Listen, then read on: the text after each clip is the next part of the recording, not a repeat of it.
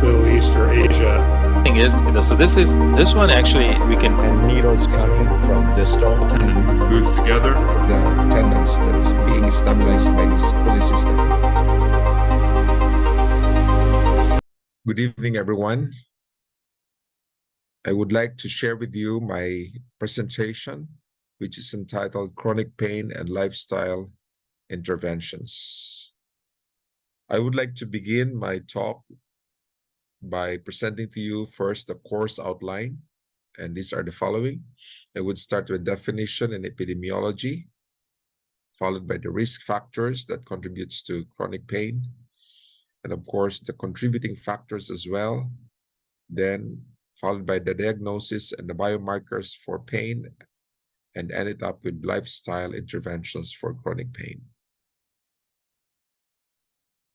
So, chronic pain, according to the International Association for the Study of Pain, is defined as the pain that persists or recurs for more than 3 months.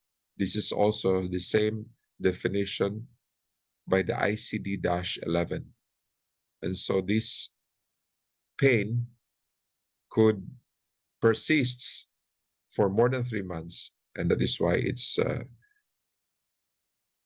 labeled as chronic pain. So chronic pain represents as the third main problem of global health after cancer and the heart disease. In fact, in the United States, it represents 1/5 of US adults presenting with chronic pain. Now, it also affects 20 to 30% of people worldwide. And because of that, they also classify other types of pain to be representing the type of, because it's called it overlaps. And so we also mentioned here the neuropathic pain, which is representing 3% to 17% of the people affected. And of the 20%, 25% of chronic pain, this is also associated with neuropathic pain, according to WHO. We'll go over these types of pain as we go through the presentation of these slides.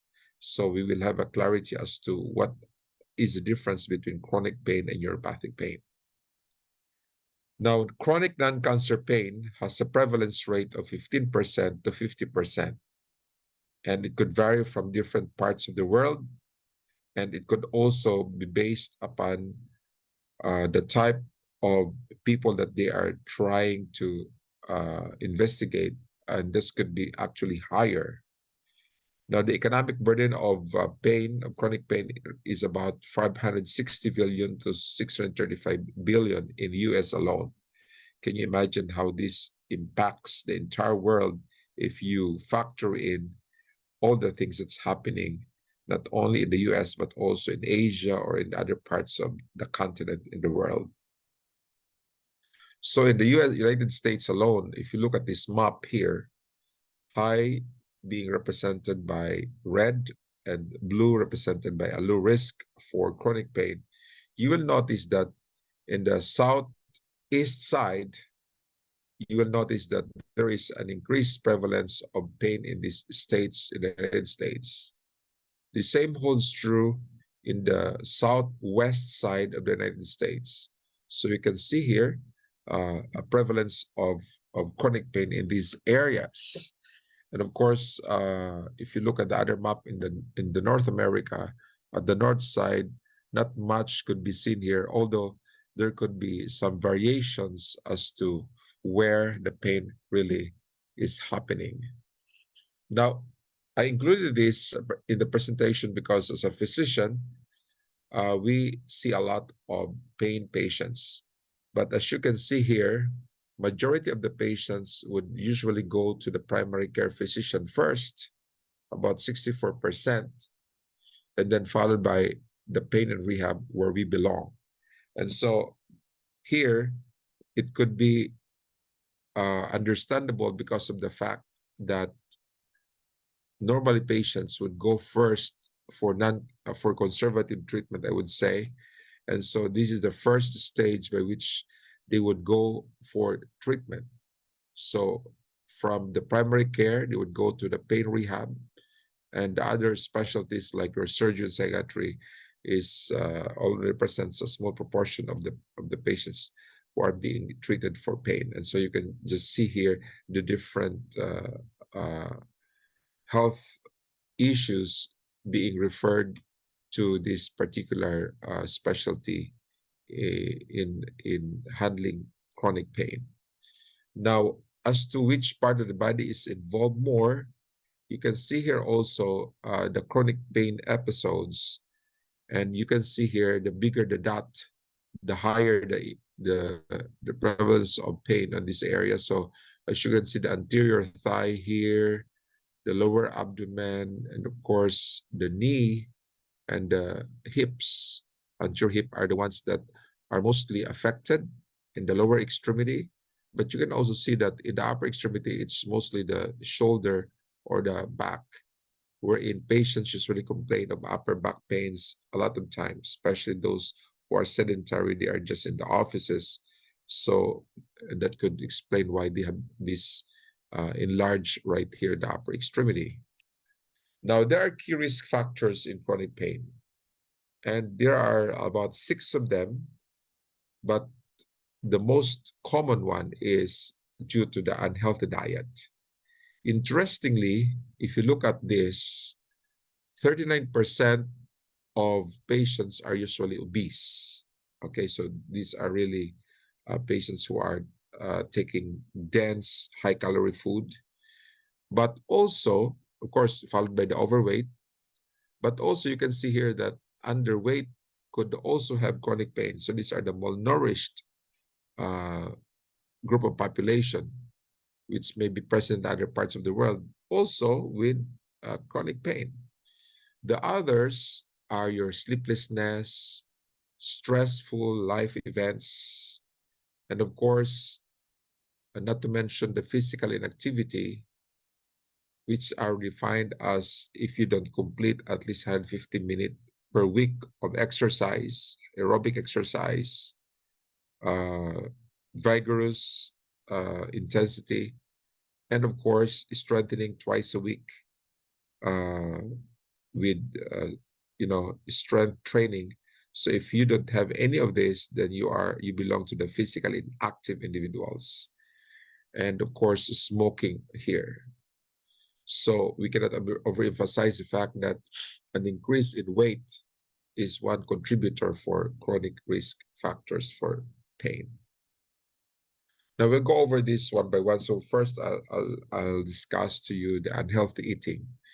So when we refer to unhealthy eating, this refers to intake or limited intake of core nutrient-rich foods. In other words, if we don't take healthy nourishment or nourishing food or nutritious food, then we would belong to the unhealthy group of individuals. The other one is your excessive intake of energy-dense, nutrient-poor foods. Now, these are patients actually who usually are in the urban areas. You see, there's a lot of food. If you go to the cities, you can have a chain of restaurants along the way, and you can just choose which ones you want. And so people actually can choose a lot of these foods, which is high energy dense, and the partition of food is just high.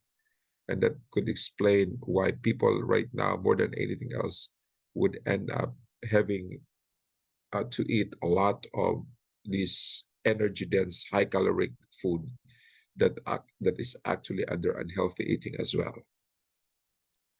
Now, this is the mechanism between nutrition and chronic pain. So as I've explained earlier, nutrition is the most important part of the risk factors for chronic pain. Those who are actually unhealthy eating that we mentioned. And so this could affect also secondary the oxidative stress that will be triggered in our body when we eat those food. There will be an affectation also of the gut-brain areas. So the vagus nerve, remember that the vagus nerve is the one that connects the gut into your central nervous system. And so this one would also be affected. And of course, glucose metabolism means that there is an increased amount of sugar in our body, which also because of the high dense food that could alter the usual metabolic processes and could build up excess carbohydrate in the blood. And at the same time, it could be the reason for your diabetes that could happen in the future. And also lipid metabolism, which is actually an increased ratio of LDL more than your HDL. You know, the LDL is the bad cholesterol, the HDL is the good cholesterol. So there will be a tipping over the LDL, which means that it could accumulate, and of course, it affects also the level of fats in the body and could give rise to chronic pain. And of course, we mentioned about obesity and genetics and epigenetics, those factors in the environment that could affect the way we eat, the exercise that we do, those factors will affect, and of course, the genetics of the individual as well. So, secondly, we have the overweight and obesity. As you can see here, the increase in weight could also intensify your pain. So let's say, for example, we're talking about the knees. Do you know that every pound increase in the body is reflected on the knee as 3 times more, especially if you flex the knee to about 30 degrees. So you can just imagine if you are overweight, the compression pressure on this particular joints would also be intensified, and you will have to have a lot of pain. And because of that, it could affect your daily activities, your activities of daily living, and that it will interfere with your daily work. And at the same time, it could also affect other things, the relationship of your food and your pain, and of course, your sleep and pain, and of course, the weight, it's already mentioned there. And there could be an increased amount of other things that could impact on the chronic pain brought about by obesity. And this could also be shown in your physical activity. It will be affected, and that your physical performance would be lessened because you're afraid that when you do exercise, you might increase the pain intensity. So all of this contributes to that when you are obese. Other things that obese will have an involvement would be your sleep apnea. You know, you have an obstructive sleep apnea. You might have a certain degree of difficulty in breathing while you are sleeping because of the pressure that is by the abdomen on your lungs, and this could also increase pain severity as well. And of course, it will increase the stress response. And when we say stress response, it will heighten the ability of your body to respond to stress, but at the same time, because of this same stress, it will enhance your chronic pain. Now, physical activity, not to overemphasize that, when we don't exercise, the pain may persist, and when the pain persists, then we cannot also do our activities of daily living. So all of that is all interconnected. Now, how about sleep disturbance? So when we have sleep disturbance as a result of chronic pain, which actually is also connected with overweight, the sleep quality is affected. So we have a very shallow sleep. We might not reach the stage, the second stage of sleep, the REM sleep. And then, of course, we might have a higher sleep anxiety. Some patients could not sleep because of anxiety, that they might have difficulty in breathing. And then they have more bedtime resistance. You wake more often at night, and then you can hardly go back to sleep again because of that frequent awakenings in the evening. And as a result of that, the worst thing that could happen is because it shortened the amount of sound sleep, it could affect your activities during the day. If you are driving, you are at risk of having an accident. Or if you are doing work, you might feel as if you are drowsy, or sort of feel as if you would like to sleep. Now, the other thing also is the smoking. The nicotine in smoke is very, being interpreted by some to have an analgesic effect on pain only during the early stage. And that is why it is very hard to stop, because that sensation tends to, make you feel that there is an analgesia that goes with smoking. Now, in fact, when you have a back pain, we always say that you don't smoke because the blood flow that goes to your lumbar area constricts when you smoke because of the nicotine as well. So it's not good if you have a back pain to smoke. So in the long term, it could actually sustain the pain that you are suffering if you are smoking. That's why this is a very important risk factors. As we mentioned also, physical inactivity contribute to pain, regardless of age. Old and young could be experiencing this. And of course, pain anxiety during exercise. You don't want to exercise because you might have some pain. So these are patients who may be starting an exercise program but would show some pain, and it could not be just the delayed onset muscle soreness, but it could be a persistent pain over time. And of course, the risk factor in the short term. So the physical activity is connected with obesity, and is connected with sleep. And so all of these are all going around and cause your chronic pain. How about stress? So these models links stress and pain. So when we say stress overload, this is where your challenges, work, it could be a work, it could be emotional stress, or it could be other things that could affect your life, could actually add up to the pain that you are experiencing. So that is a stress overload. Or it could be what we would say, with aging process, there is a wear and tear. So that's an allostatic overload. And because of that aging process, it triggers induced pain. And we will also go to that part of our discussion in the coming slides. Here, as just we mentioned, these are also associated risk factors. So especially for elderly. So frailty in elderly, which is more observed among females than males, is one of the reasons why there is a longer pain duration. Of course, we mentioned the abnormal BMI initially, but this is a condition in aging that could actually lengthen the pain felt by the patient. Now, so frailty is defined as a decline in reserve and function. And what happens here is that the patient is vulnerable to all these stresses, be it internal or external. And as a result of that, they are not able to do their daily activities already. So because the reserve and function in the body is already declining, and so they cannot perform their job well. Now, older adults have at least 2 chronic diseases.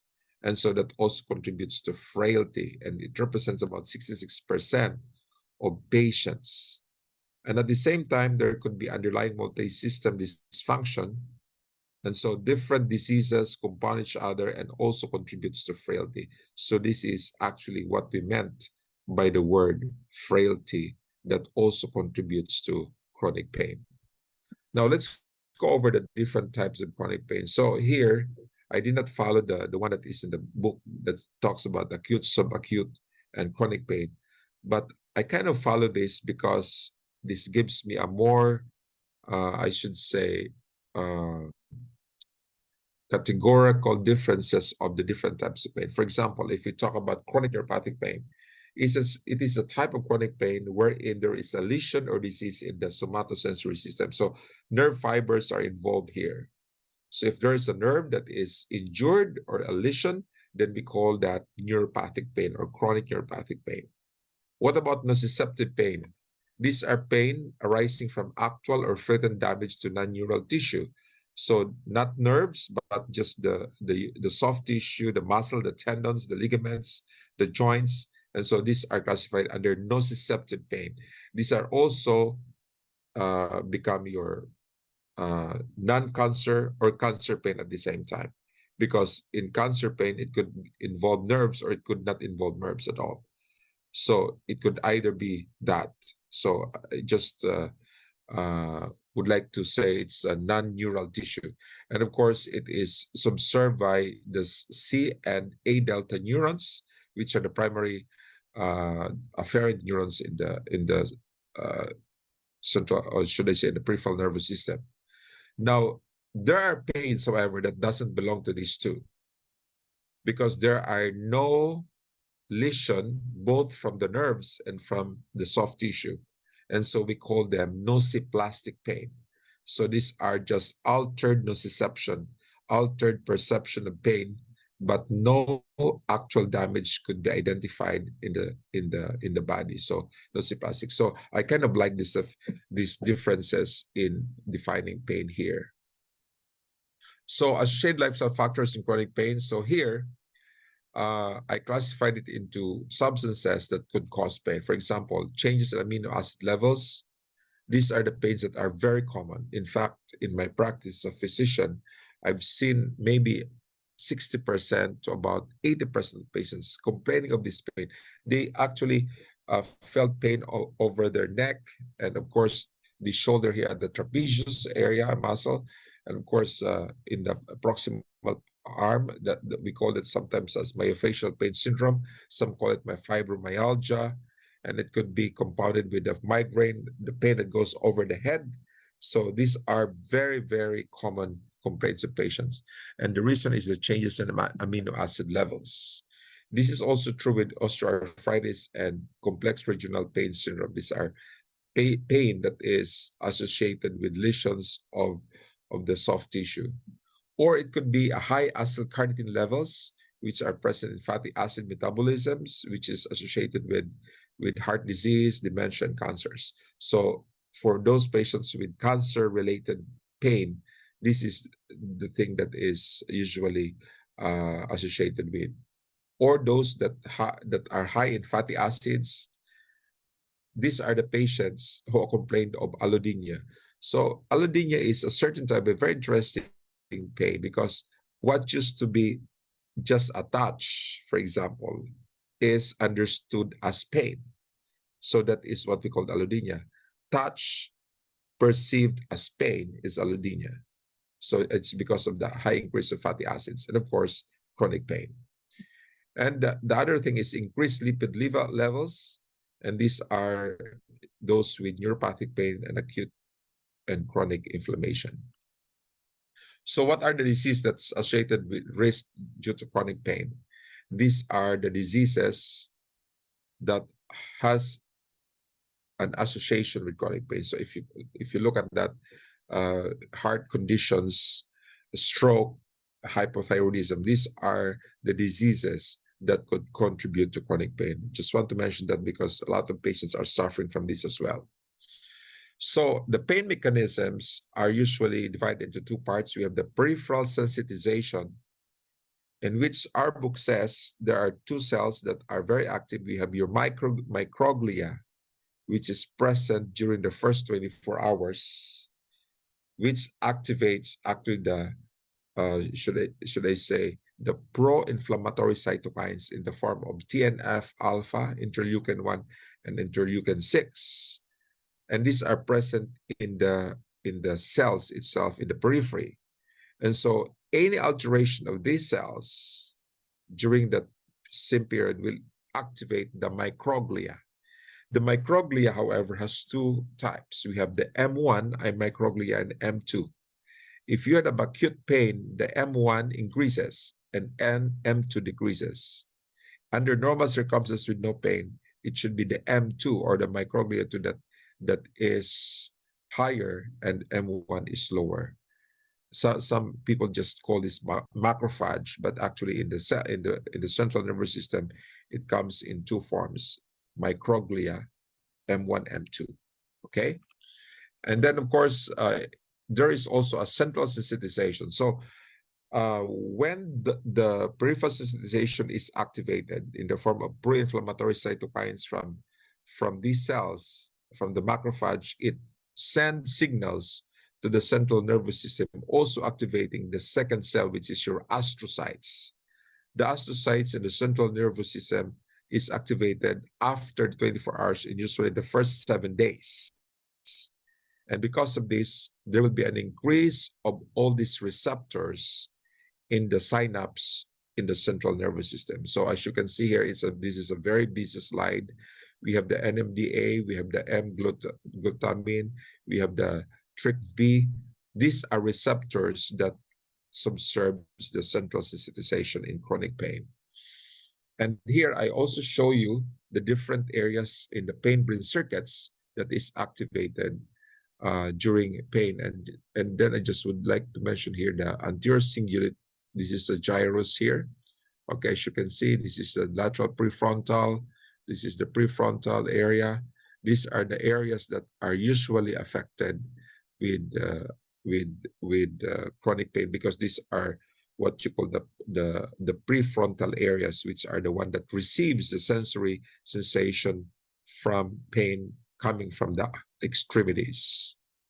Now, this is a simplistic information of the chronic neuropathic pain pathway. So if you will notice, I mentioned about microglia or the M1 that is within 24 hours.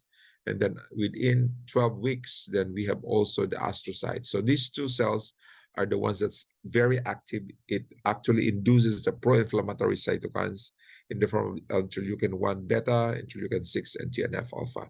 And so all of these are activated. If you see in the graph here, in the drawing here, the illustration, all of these are activated when these cells is activated through the pro-inflammatory cytokines. Now, there are biomarkers of chronic neuropathic pain.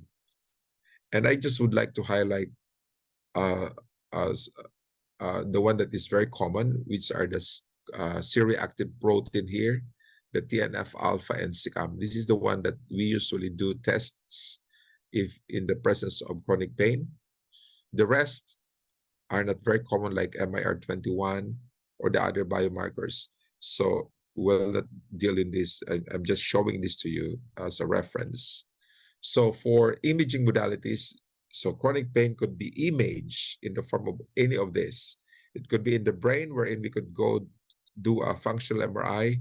And so we wanted to see the alteration in the neural network connectivity and the pain symptoms, or we can use EEG or electroencephalogram that could also provide us the oscillations that's happening during pain experience. The same holds true when we do your polysomnograph for sleep.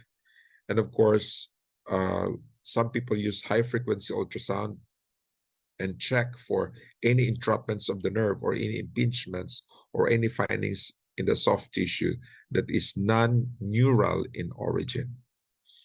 Now, the diagnosis is quite challenging. As you can see here in this study, from the onset of pain to the diagnosis takes several months, in fact, 2 years. And from the diagnosis to referral to the pain center, it takes another 2 years. Now, the reason I'm showing this to you is because I would like to show you the challenge that we're facing when we're dealing with pain. It's not easy.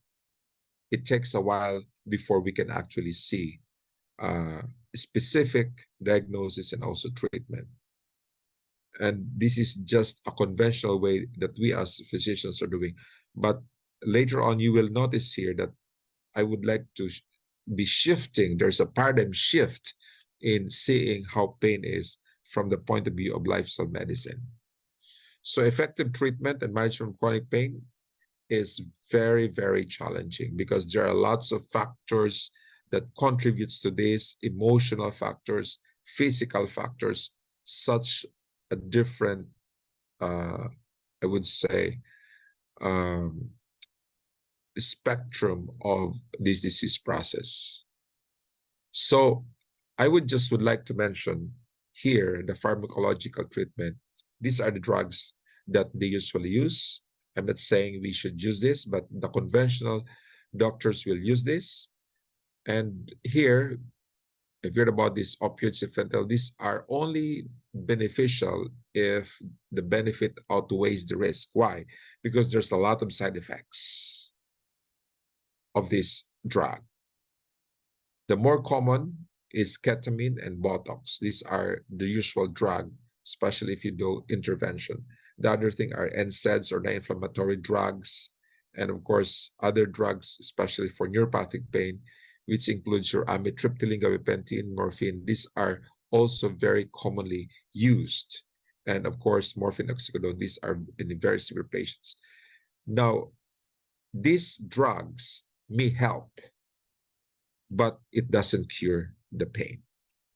Okay?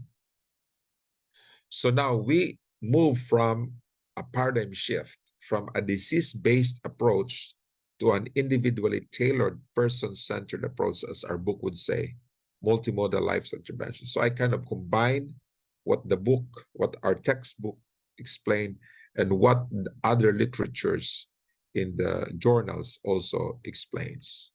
So what are these? So we move to a whole person approach, mind-body connection.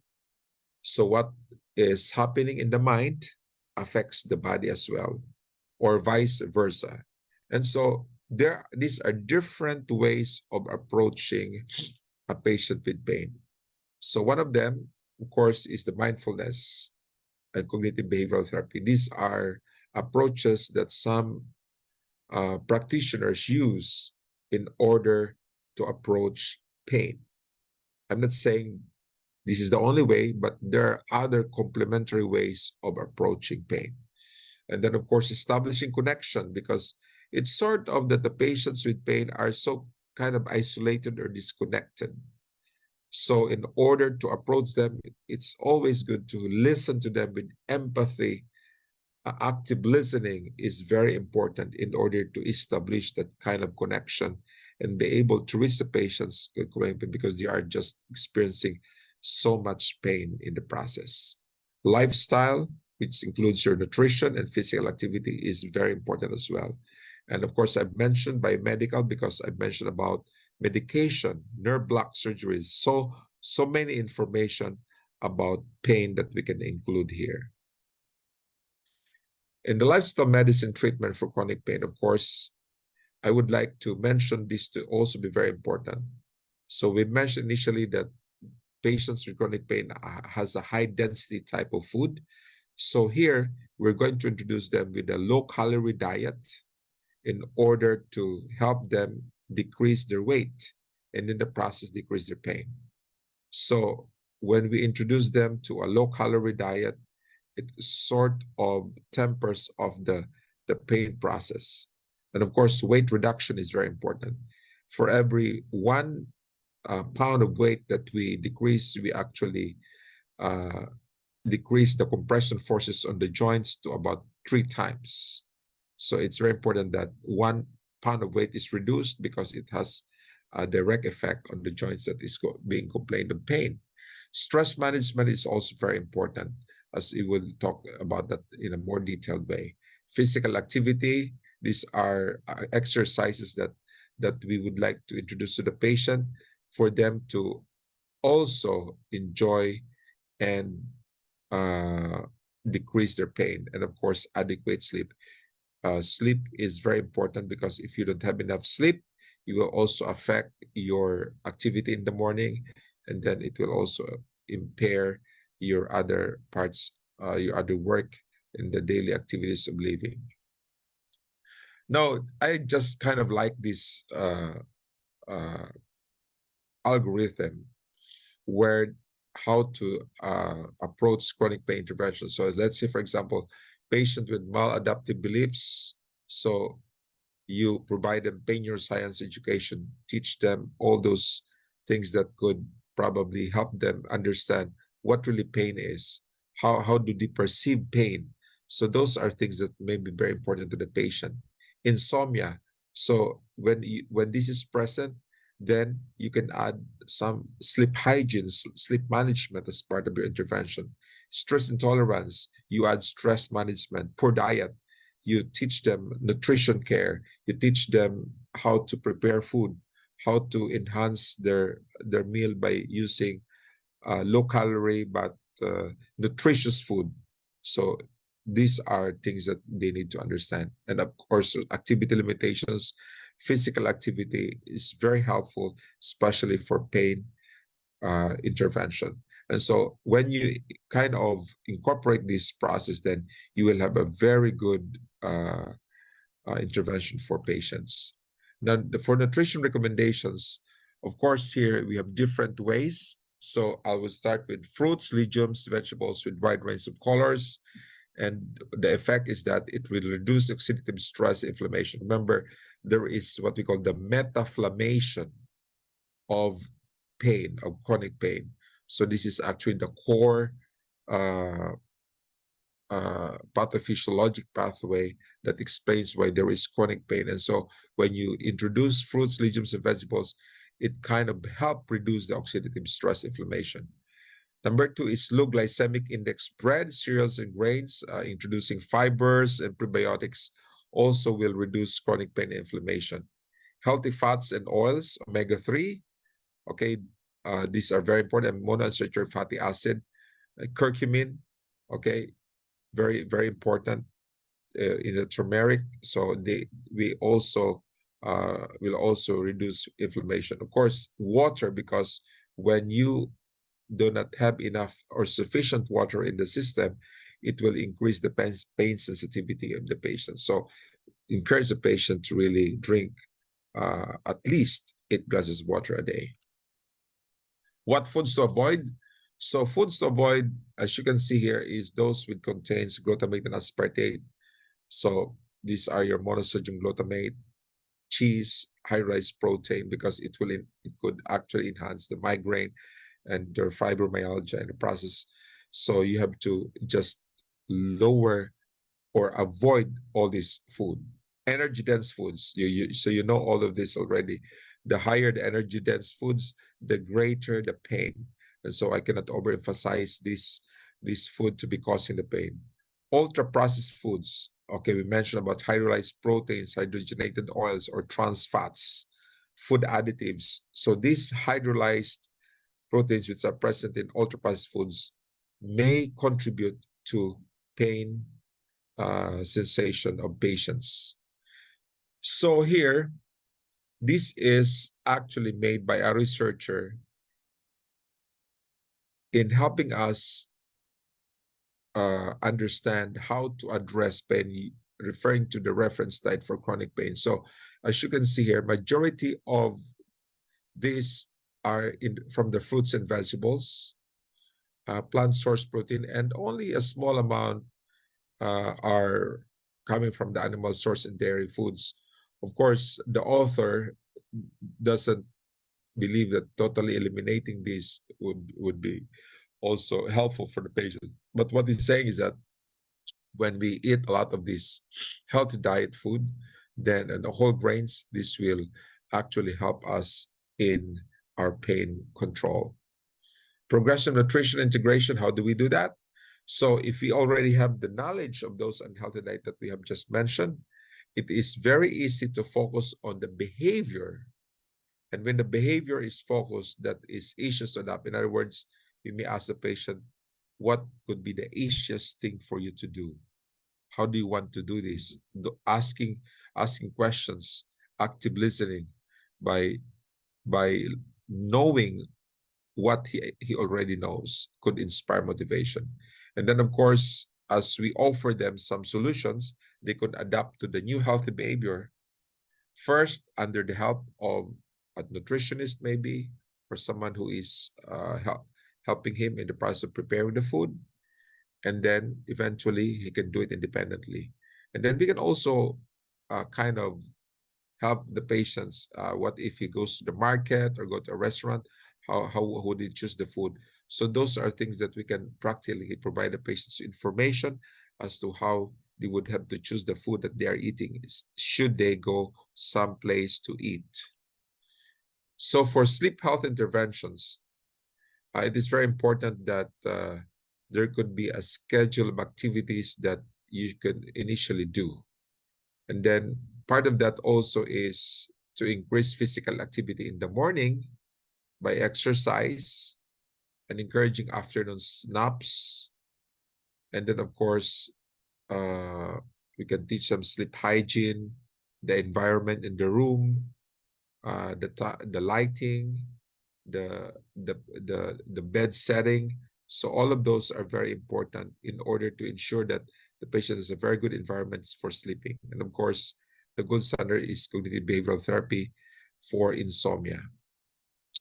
And then, of course, we also would like to monitor the sleep-wake cycle through a polysomnography, which is the gold standard for monitoring sleep, or it could be the use of actigraph and self-reported questionnaire. These are instruments in monitoring patients with sleep-wake cycle.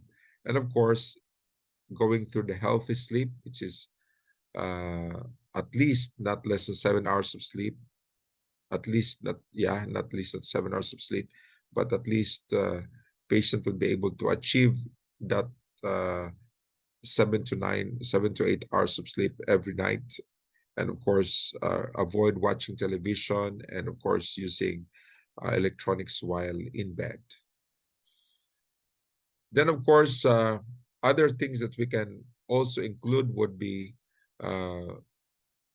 we also mentioned about these multimodal pain rehabilitation programs, which is important for chronic pain. It's supervised physical activity, activities training, cognitive behavioral therapy, and pain education as part of chronic pain intervention.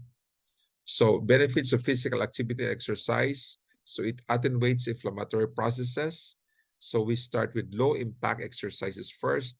We cannot do high impact right away. Reduce the risk of persistent chronic pain and improve quality of life. So when we introduce the low impact exercise, it sort of reduces the risk of this pain. And of course, self-determination theory, which supports autonomous motivation in favor of exercise. And of course, with all these activities, it will also ask the patients to identify which could be easier for him to adapt. And so active listening skills is very important. Empathy is very important. And then knowing what he can do for himself, which will improve also the self-efficacy of the patients.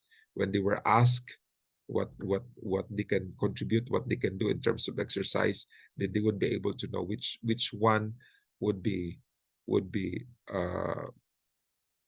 enable them to do those physical activities. And of course, not to mention all of these benefits of exercise, your cognitive function, your reduction of physical pain. And then for patients, doing strengthening exercises which will diminish their frailty because they might have a tendency to fall because of their endurance, because of their strength and stability. So exercise can help them that. And of course, reduce falls in the process. So for frail individuals, the most important is to do an early assessment. Early assessment because you would like to anticipate whatever needs to be done first. And of course, early and effective pain interventions should be done. Again, by introducing different types of intervention. We mentioned earlier about behavioral, and we don't expect the patients to actually remove the pain right away, but adapt to the pain that is already ongoing.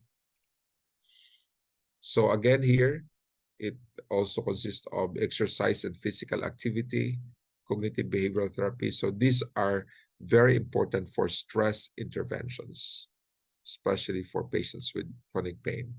And then, of course, we introduce motivational interviewing.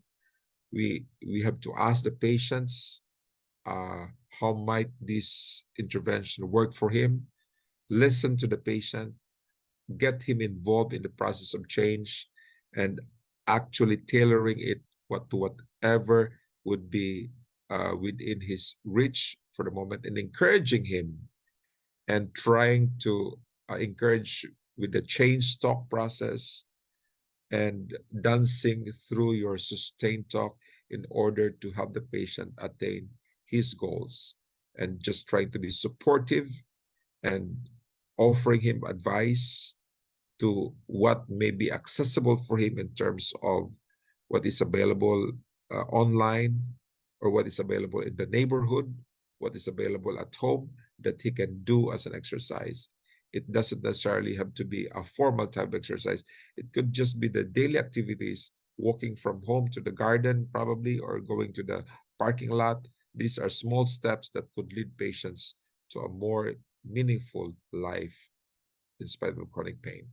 So in summary, chronic pain, the core of chronic pain is metaflammation. So it's inflammation because of the low chronic and subliminal type of inflammation in our body. And of course, from a disease-based approach, we would like to encourage a person-centered approach for treatment. And as I mentioned earlier, the goal is not to abolish pain, but to allow the patient to adapt to pain while at the same time trying to reduce the source of the pain in his body. And of course, we have to be aware of the interconnection between the mind and the body. So whatever affects the mind affects the body, and vice versa. And so those core information will help the patient how to actually adapt to all those types of pain in his body. And of course, we cannot do it our own by ourselves, not just us, but other specialties, other paramedical and health professionals who could help in the process of change is important in helping the patients attain his chronic pain challenges in his life. So these are my references, and I would like to thank you for your time and for actively listening in this presentation. Thank you very much.